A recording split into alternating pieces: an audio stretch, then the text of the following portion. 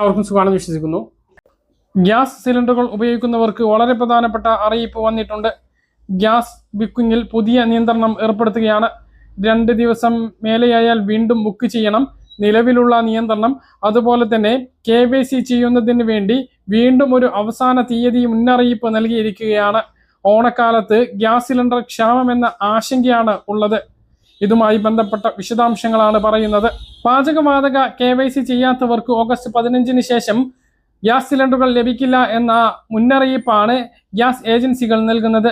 മതിയായ സാവകാശം നൽകാതെയും പ്രായമായവർക്കും സാങ്കേതിക പരിജ്ഞാനം ഇല്ലാത്തവർക്കും ബദൽ മാർഗം കാര്യക്ഷമമാക്കാതെയും ഗാർഹിക ഗ്യാസ് സിലിണ്ടർ വിതരണം നിർത്താനൊരുങ്ങിയിരിക്കുകയാണ് കേന്ദ്ര സർക്കാർ. KYC പൂർത്തിയാക്കാത്ത ഉപഭോക്താക്കൾക്ക് ആഗസ്റ്റ് 16 മുതൽ ഗാർഹിക നിരക്കിൽ ഗ്യാസ് സിലിണ്ടർ ലഭിക്കില്ല.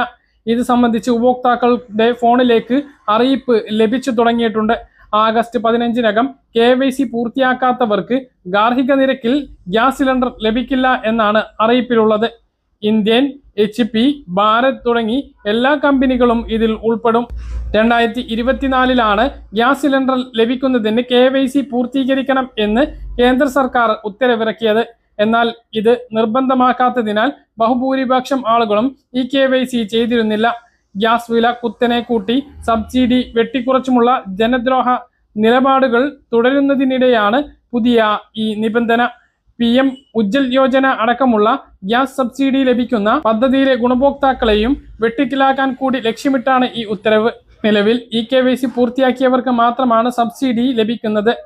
കണക്ഷൻ ഉടമ മരിച്ചെങ്കിൽ ഉടമസ്ഥാവകാശം മാറ്റി പ്രക്രിയ പൂർത്തീകരിക്കാൻ സമയം വേണ്ടിവരും.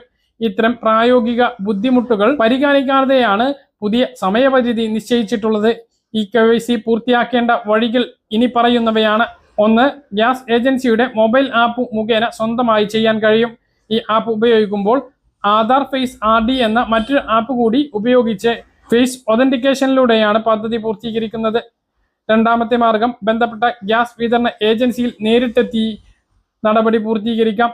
3ാമത്തേത് ഗ്യാസ് വിതരണം ചെയ്യുന്ന ഡെലിവറി ഏജന്റുമാരുടെ പക്കലുള്ള ഉപകരണം ഉപയോഗിച്ചും KYC നടപടി പൂർത്തീകരിക്കാം.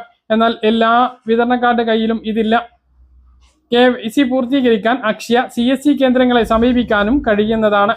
ഇന്ന് വന്നിട്ടുള്ള ഏറ്റവും പ്രധാനപ്പെട്ട കാര്യം, ഏജൻസികളിൽ നിന്നും പാചകവാതക സിലിണ്ടർ 2 ദിവസത്തിൽ കൂടുതൽ വൈകിയാൽ ബുക്കിംഗ് റദ്ദാക്കുന്ന രീതി ആരംഭിച്ചതോടെ കേരളത്തിലെ ഉപഭോക്താക്കൾ കടുത്ത പ്രതിസന്ധിയിലാണ്. ഓണക്കാലം എത്തുന്നതോടെ LPG സിലിണ്ടർ ക്ഷാമത്തിനു ഇത് കാരണമാകുന്നുണ്ട് എന്ന ആശങ്കയുണ്ട്. ഉപയോക്താക്കൾ ബുക്ക് ചെയ്ത ശേഷം 2 ദിവസം കഴിഞ്ഞിട്ടും ഏജൻസി വിതരണം ചെയ്തില്ലെങ്കിൽ എണ്ണക്കമ്പനി തന്നെ ബുക്കിംഗ് റദ്ദാക്കുകയാണ് ഇപ്പോൾ ചെയ്യുന്നത്. പ്രതിദിനം 3000 സിലിണ്ടറുകൾ വരെ ഇങ്ങനെ റദ്ദാക്കപ്പെടുന്നതായി ഏജൻസികളുമായി ബന്ധപ്പെട്ടപ്പോൾ അറിയാൻ കഴിഞ്ഞിട്ടുണ്ട്. ഇതോടെ ഉപഭോക്താവ് വീണ്ടും ബുക്കിംഗ് നടത്തണം. ഇത് മനസ്സിലാക്കാനാവാതെ വിതരണ ഏജൻസികളും ഉപഭോക്താക്കളും തമ്മിൽ വിതരണ വാഹനത്തിനടുത്തും ഓഫീസുകളിലും തർക്കമുണ്ടാകുന്ന സാഹചര്യവുമുണ്ട്. നിലവിൽ ഗ്രാമപ്രദേശങ്ങളിൽ 40 ദിവസവും നഗരപ്രദേശങ്ങളിൽ 50 ദിവസവും ബുക്കിംഗ് കാലാവധിയും ഉണ്ട്. BPCL കീഴിലുള്ള ഭാരത് ഗ്യാസ് ഏജൻസികളിലാണ് കൂടുതൽ പ്രശ്നങ്ങൾ. BPCL മാത്രം കേരളത്തിൽ 100ഓളം ഏജൻസികളുണ്ട്. കാലവർഷം കെടുതിയും പ്രളയവും മറ്റു സാഹചര്യവും കാരണം ബുക്കിംഗ് ചെയ്ത എല്ലാവർക്കും 2 ദിവസത്തിനകം സിലിണ്ടർ വിതരണം പൂർത്തിയാക്കുക എന്നുള്ളത് അസാധ്യമാണ്. ഏജൻസി അധികൃതരുടെ വാദം ഇങ്ങനെയാണ്. കേന്ദ്ര പെട്രോളിയം മന്ത്രാലയത്തിന്റെ നിർദ്ദേശപ്രകാരമാണ് ഇപ്പോഴത്തെ നടപടി എന്ന് പറയുന്നുണ്ട് എങ്കിലും അത്തരം രേഖാമൂലമുള്ള നിർദ്ദേശങ്ങളൊന്നും നിലവിലില്ല. അതേസമയം ഇക്കാര്യത്തെക്കുറിച്ച് BPCLന്റെ ഔദ്യോഗിക പ്രതികരണം ഇതുവരെ ലഭിച്ചിട്ടില്ല. ഇതുകൂടാതെ ഗ്യാസ് ഏജൻസികളിൽ നിന്നും സുരക്ഷാ പരിശോധന എന്ന പേരിൽ ജീവനക്കാർ വീടുകളിൽ എത്തുന്നുണ്ട്. 286 രൂപ GST അടക്കം ഇതിന് നൽകേണ്ടതുണ്ട്.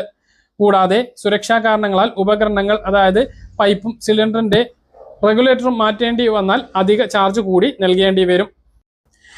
ക്ഷേമ പെൻഷൻ അർഹതപ്പെട്ടവർക്കെല്ലാം കിട്ടുമെന്ന് ഉറപ്പാക്കാൻ നിലവിലുള്ള വിതരണ സംവിധാനം അതേപടി തുടരണം എന്ന് മുൻ ധനകാര്യമന്ത്രിയും MLAയുമായ KN ബാലഗോപാൽ.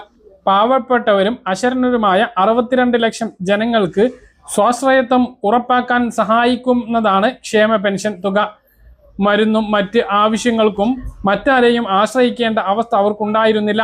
അത് ഇല്ലാതാക്കാനാണ് സഹകരണ സംഘങ്ങളെ ഒഴിവാക്കി ബാങ്ക് വഴി പെൻഷൻ നൽകാനുള്ള UDF സർക്കാരിന്റെ പുതിയ തീരുമാനം എന്ന് KN ബാലഗോപാൽ കുറ്റപ്പെടുത്തി.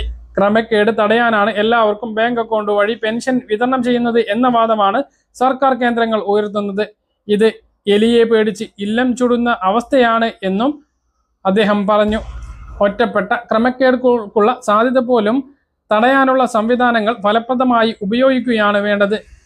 ഏതു കാര്യത്തിലും രാഷ്ട്രീയം കാണുന്ന മുഖ്യമന്ത്രിയുടെ രീതി അപലപനീയമാണ് എന്നും മുൻ മന്ത്രി കുറ്റപ്പെടുത്തി. സംസ്ഥാനത്ത് ഇന്ന് സ്വർണ്ണവില 2 തവണ കൂടി. ഗ്രാമിന് 125 രൂപ കൂടി 13,865 രൂപയും പവന് 1000 രൂപ വർദ്ധിച്ച് 1,10,920 രൂപയിലും എത്തി. ഈ മാസത്തെ ഏറ്റവും കൂടിയ വിലയാണിത്. രാവിലെ ഗ്രാമിന് 15 രൂപയും പവന് 120 രൂപയും വർദ്ധിച്ചിരുന്നു.